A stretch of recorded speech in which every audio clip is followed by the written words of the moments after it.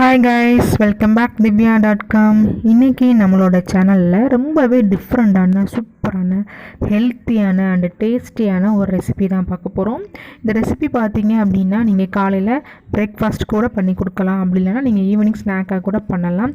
ரொம்பவே சூப்பராக டிஃப்ரெண்ட்டாக இருக்கும். இப்போ வாங்க நம்ம இது எப்படி பண்ணலான்னு பார்த்துடலாம். வீடியோக்குள்ளே போகலாம். ஒரு பாத்திரம் எடுத்துக்கோங்க. அதில் 1 கப் அளவுக்கு நான் கோதுமை மாவு எடுத்திருக்கேன்.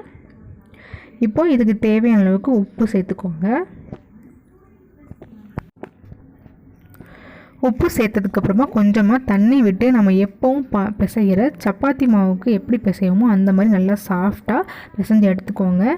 பூரிக்கு பிசைகிற மாதிரி ஹார்டாக இருக்கக்கூடாது, சப்பாத்திக்கு பிசைகிற மாதிரி கொஞ்சம் நல்லா சாஃப்டாக நல்லா பிசைஞ்சு எடுத்துக்கோங்க.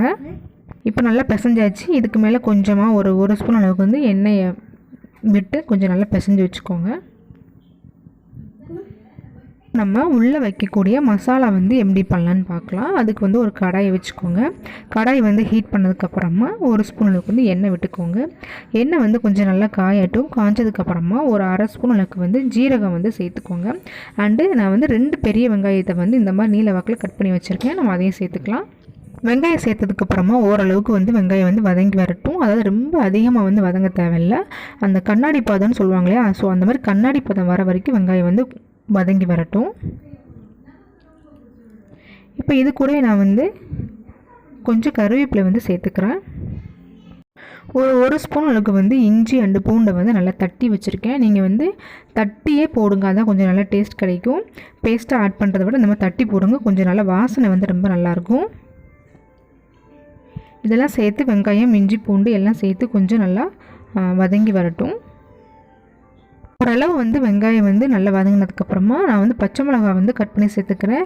பச்சை மிளகாய் ஆப்ஷனல் தான். உங்களுக்கு ரொம்ப காரம் பிடிக்கும்னா சேர்த்துக்கோங்க, வேண்டாம் நீங்கள் அவாய்ட் பண்ணிக்கலாம். ஏன்னா நம்ம அதை சில்லி பவுடர்லாம் ஆட் பண்ணுவோம், அப்படின்றதுனால நீங்கள் பார்த்து சேர்த்துக்கோங்க. இப்போ வெங்காயம் நல்லா வதங்கிடுச்சு. இந்த டைமில் பார்த்தீங்கன்னா மஞ்சள்தூள் ஒரு 1/4 ஸ்பூன் அளவுக்கு சேர்த்துக்கோங்க. அப்புறம் காரத்துக்கு ஏற்ப மிளகாய்த்தூள் சேர்த்துக்கோங்க. நான் ஒரு 1/2 ஸ்பூன் அளவுக்கு சேர்த்துக்கிறேன். மசாலா ஒரு 1/2 ஸ்பூன் அளவுக்கு சேர்த்துக்கோங்க ஃப்ளேவருக்காக. இதெல்லாம் சேர்த்துட்டு நல்லா கலந்து விடுங்க. நம்ம சேர்த்த மசாலாவோட வாசனை போகணும். ஸோ அது வரைக்கும் ஒரு 2 நிமிஷம் அப்படியே இருக்கட்டும். இப்போது தேவையான அளவுக்கு உப்பு சேர்த்துக்கோங்க. உப்பு சேர்த்துட்டு நல்லா மிக்ஸ் பண்ணிடுங்க. ஒரு நிமிஷம் அப்படியே இருக்கட்டும், இந்த மசாலா வாசனை போகிற வரைக்கும். இப்போ வெங்காயம் மசாலா எல்லாம் சேர்ந்து நல்லா வதங்கி வந்திருக்கு. இந்த டைமில் பார்த்தீங்க அப்படின்னா நான் டொமேட்டோ கெச்சப் இருக்குல்லையே, அது ஒரு 2 டீஸ்பூனுக்கு சேர்த்துக்கிறேன். உங்கள்கிட்ட கெச்சப் அப்படி இல்லைனா டொமேட்டோ சாஸ் இதில் என்ன இருக்கோ அது நீங்கள் அதை ஆட் பண்ணிக்கலாம். சப்போஸ் உங்களுக்கு டொமேட்டோ கெச்சப் அண்ட் இப்படி இல்லைனா டொமேட்டோ சாஸ் எதுவுமே சேர்க்க வேணாம் அப்படின்னா நீங்கள் அவாய்ட் பண்ணிக்கலாம். பட் சேர்க்கும் போது எக்ஸ்ட்ரா ஒரு டேஸ்ட் கொடுக்கும். அந்த புளிப்பு டேஸ்ட் ரொம்ப நல்லாயிருக்கும். ஸோ அதனால தான் நான் சேர்த்துருக்கேன். சேர்த்துட்டு ஒரு நிமிஷம் கொஞ்சம் அப்படியே வெங்காயத்து கூட சேர்ந்து நல்லா வதங்கட்டும். இப்போ நம்ம உள்ளே வைக்கக்கூடிய மசாலா ரெடி ஆயிடுச்சு. இது கொஞ்சம் நல்லா ஆறட்டும். ஆற வரைக்கும் நம்ம வெயிட் பண்ணலாம்.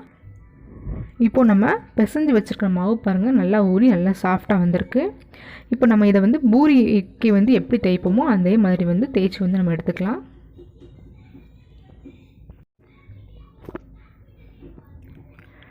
தேய்க்கிறப்ப உங்களுக்கு ஒட்டுற மாதிரி இருந்தது அப்படின்னா கொஞ்சம் லைட்டாக நீங்கள் கோதுமை மாவு அடியில் போட்டு கூட தேய்ச்சி எடுத்துக்கோங்க.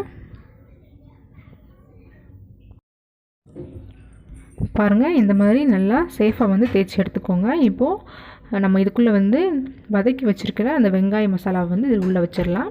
ஒரு ஸ்பூன் அளவுக்கு வச்சுக்கோங்க.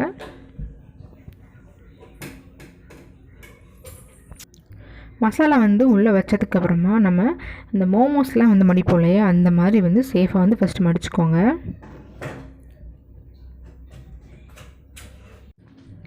இப்போது மேலே இருக்கிற அந்த எக்ஸஸான மாவை எடுத்துடலாம். அப்படி இல்லைனா அடிப்பாக பார்த்திங்கன்னா மொந்தமாக இருக்கும். அப்புறம் அதிகமாக வேகவும் வேகாது, மாவாக இருக்கிற மாதிரி இருக்கும். ஸோ மடித்ததுக்கப்புறமா இந்த மாதிரி சேஃபாக கட்லெட் மாதிரி ரெடி பண்ணி வச்சுக்கோங்க. இதே போலவே எல்லா மாவுலையும் மசாலா ஸ்டஃப் பண்ணி கட்லெட் சேஃப்க்கு ரெடி பண்ணி வச்சுருக்கேன். எல்லாத்தையும் பார்த்திங்கன்னா ஒரு தட்டில் அரேஞ்ச் பண்ணி வச்சுருக்கேன். நம்ம இதை வேக வச்சு எடுக்க போகிறோம். ஸோ அதனால் இந்த மாதிரி பிளேட்டில் வச்சுக்கோங்க. இப்போது நான் கடாய் ஹீட் ஆனதுக்கப்புறமா கொஞ்சமாக தண்ணி விட்டு ஹீட் பண்ண வச்சுருக்கேன். தண்ணி ஹீட் ஆனதுக்கப்புறமா லோ ஃப்ளேமில் வச்சுக்கோங்க. இதுக்கு மேலே ஒரு ஸ்டாண்டு போட்டு அது மேலே நம்ம ரெடி பண்ணி வச்சுருக்கிற அந்த பிளேட்டை எடுத்து வச்சிடலாம். வச்சுட்டு க்ளோஸ் பண்ணி வச்சுருங்க. ஸ்டவ் பார்த்தீங்கன்னா நீங்கள் லோ ஃப்ளேமில் தான் வைக்கணும். கிட்டத்தட்ட ஒரு 5 மினிட்ஸ் வந்து அப்படியே வந்து வேகட்டும். இப்போ பாருங்கள், உங்களுக்கு நல்லா பூரி மாதிரி நல்லா பொந்தமாக வந்திருக்கும். பார்க்கும்போது டிஃப்ரென்ஸ் தெரியும். நல்லா வெந்திருக்கு. நீங்கள் கையில் எடுத்து பார்த்தீங்க அப்படின்னா கோதுமை மாவு வந்து ஒட்டக்கூடாது. 2 பக்கமும் நல்லா சாஃப்டாக வெந்து வந்திருக்கு. பார்த்தீங்களா? இந்த மாதிரி நல்லா கையில் ஒட்டாமல் நல்லா வரணும். வேக வச்சு எடுத்ததை வந்து நம்ம வந்து ஃப்ரை பண்ணிக்க போகிறோம். அப்படின்னா நம்ம வந்து லைட்டாக வந்து ஃப்ரை பண்ணிக்க போகிறோம். அதாவது டீப் ஃப்ரை வந்து பண்ண போகிறதில்ல. கடாயில் வந்து கொஞ்சமாக எண்ணெய் விட்டு 2 பக்கமும் லைட்டாக வந்து ஃப்ரை பண்ணி எடுத்துக்க போகிறோம். அவ்வளோதான், ரொம்ப வேண்டாம். கிட்டத்தட்ட ஒரு 3 ஸ்பூன் அளவுக்கு வந்து நான் வந்து எண்ணெய் சேர்த்துருக்கேன். இதை வந்து லோ ஃப்ளேமில் வச்சுக்கோங்க. அடுப்பை வச்சுட்டு 2 பக்கமும் லைட்டாக அந்த கோல்டன் கலரில் வரும் இல்லையா, அது வந்ததுக்கப்புறம் நம்ம எடுத்துடலாம். இப்போ மறுபக்கம் வந்து நான் திருப்பி போட்டிருக்கேன்.